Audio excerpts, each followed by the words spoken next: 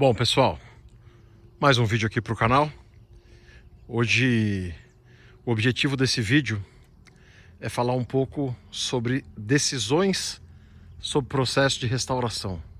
Quando restaurar um carro, quando não restaurar, quando fazer uma restauração integral, quando dar um tapa para ele só ficar com um visual mais bonito, né? E nós estamos aqui com dois Dodge Charger RT 1971, mas a gente não vai falar de Dodge Charger RT 1971 especificamente. Podia ter dois Corcel GT, dois Opala SS, dois Maverick LDO, podiam ter dois carros quaisquer do mesmo ano e mesmo modelo, mas sendo que um foi restaurado e o outro não. Um a gente buscou preservar o máximo da originalidade, né? Então, vamos lá.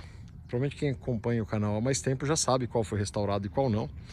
Mas quem não acompanha e está chegando agora, facilmente vai ver, né, que aquele carro ali, o amarelo boreal, fala, mas o carro é laranja. Mas a Chrysler chama de amarelo boreal. O amarelo boreal é um carro muito mais vistoso, né? E com certeza é o carro que foi restaurado, enquanto esse carro aqui não foi, né? Ele passou por alguns processos para melhorar o visual dele, né? Mas preservando ao máximo a originalidade dos dois carros. Vou contar um pouco a história dos dois, né? Esse aqui eu contei recentemente no vídeo que eu comparei ele com o Opala SS 1971. Deve ter sido o vídeo anterior do canal. O SS está aqui ainda. A gente gravou na sequência, mas vocês vão ver com 1 ou 2 dias de diferença, né?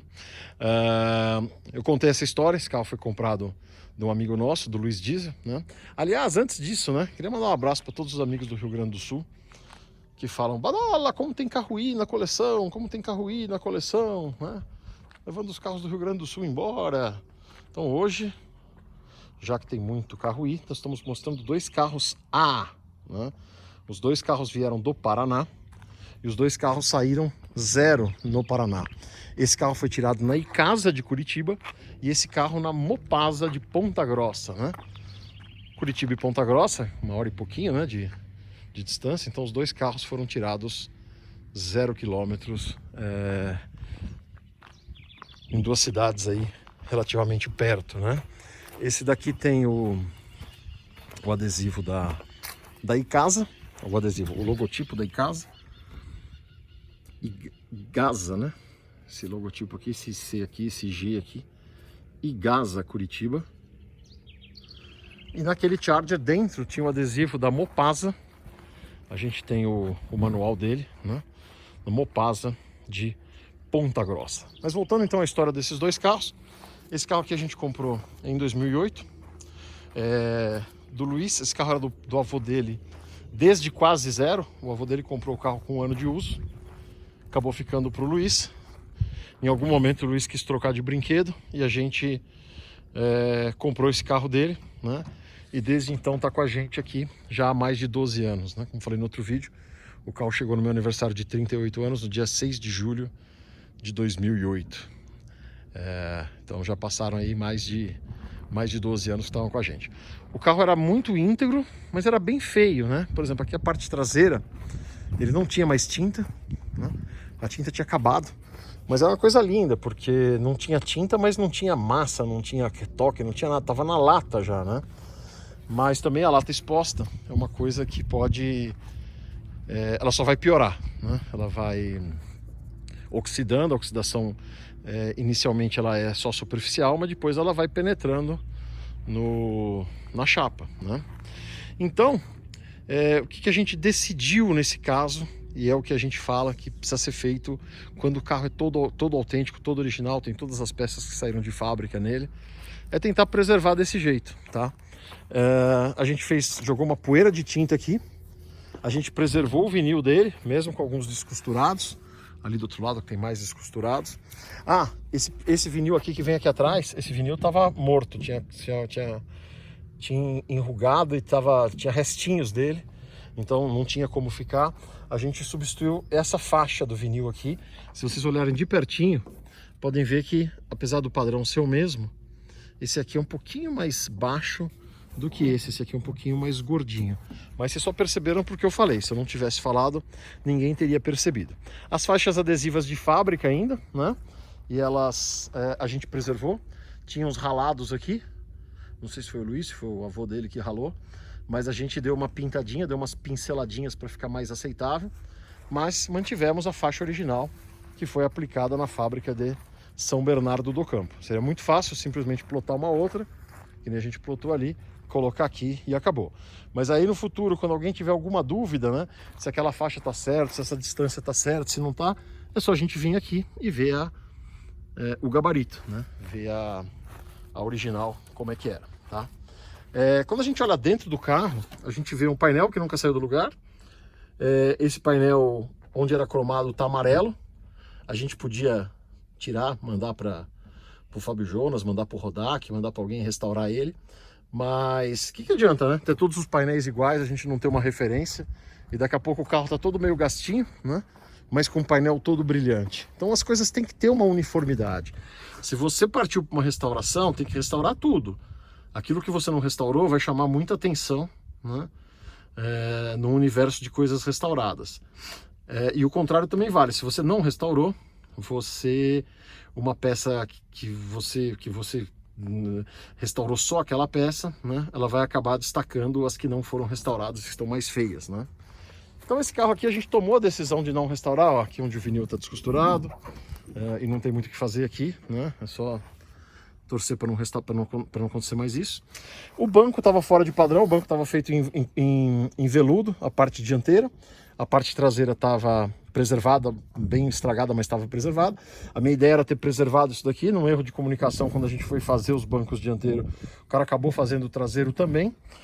Não foi de todo mal, porque pelo menos ficou num padrão, né? Ficou padronizado, né? Mas a gente preservou um carro absolutamente aí imexido. Se a gente tivesse desmontado o carro, ele seria mais um carro restaurado, ia estar mais bonito do que hoje, mas não ia ter o mesmo valor histórico do que ele tem preservado deste jeito, tá?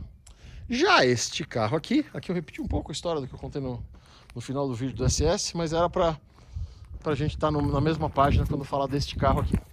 Este carro aqui a gente comprou na cidade de Foz do Iguaçu. Fiz um vídeo desse carro que eu contei essa história com detalhes. A pessoa morava em Foz, mas trabalhava no Paraguai. Uma história super esquisita, né? E a pessoa não falava no celular, porque no Paraguai não pegava o celular dele. E cara, tinha tudo para ser uma coisa estranha, né? E quando a gente foi lá, era tudo verdade, era tudo exatamente, fomos super bem recebidos, né? E deu tudo absolutamente certo no negócio que a gente fez. Mas esse carro aqui, ele estava com um aspecto bem carnavalesco. Ele tinha sido pintado de um vermelho ketchup, tinha sido feito umas faixas, aquelas faixas que nem nos Dart GT americano, aquela faixa que vem aqui na tampa do porta-mala, em branco, né?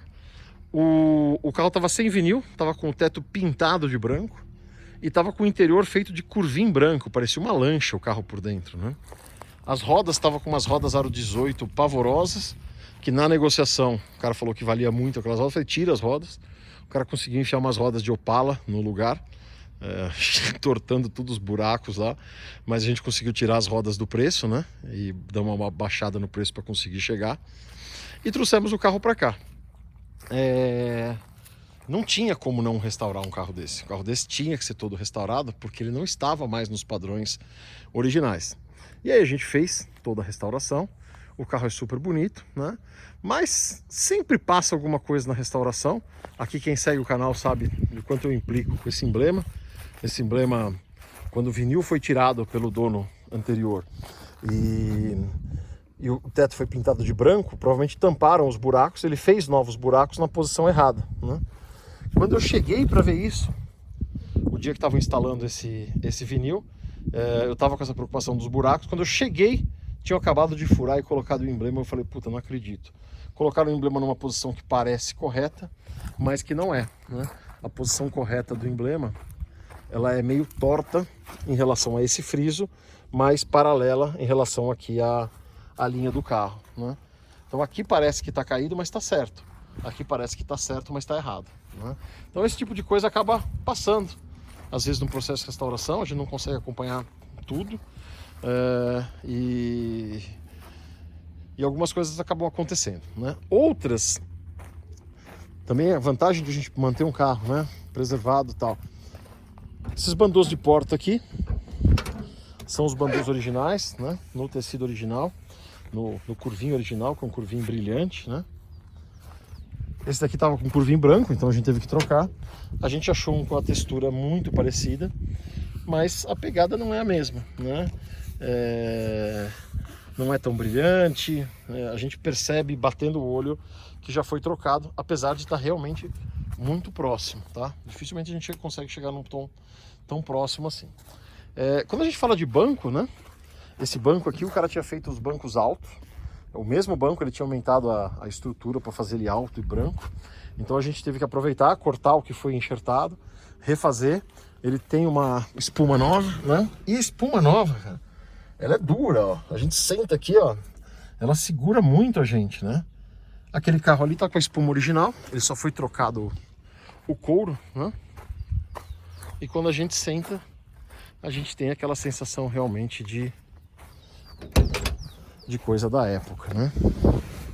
Ó, aqui sim, aqui a espuma tá na textura correta, na densidade correta, né? Outras coisas, né? Esse vinil aqui, o headliner, é no tecido original, tecido de 71, mas ele tem uns patches aqui, tem uns remendos, sei lá o que colocaram aqui. Se colocaram uns suporte para segurar, sei lá, se fazia sadomasoquismo, tinha que amarrar alguém, não faço ideia. O Luiz que pode contar aqui o que estava preso aqui.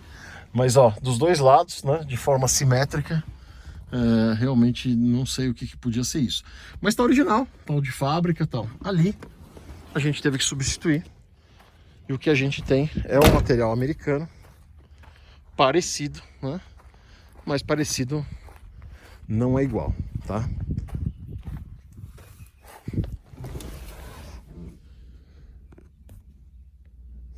Tem um aspecto mais, sei lá, mais plástico aqui. E aqui deveria estar no mesmo padrão, mas como tinha sido pintado de branco, né, colocado branco, a gente acabou forrando, não está no padrão correto, né? O padrão correto, ele acompanha o do teto, né?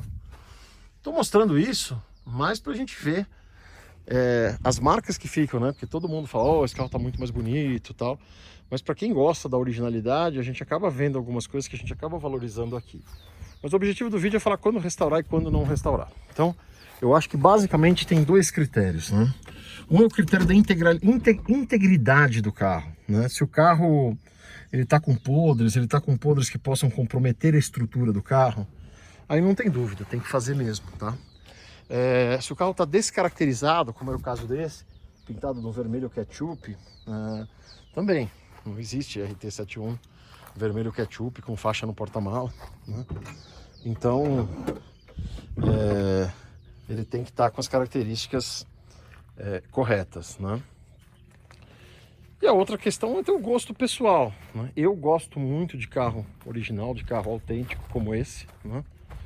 Mas tem gente que não consegue conviver com esse tipo de coisa, né? Então, se você vai ficar só vendo os defeitos cada vez que você olha,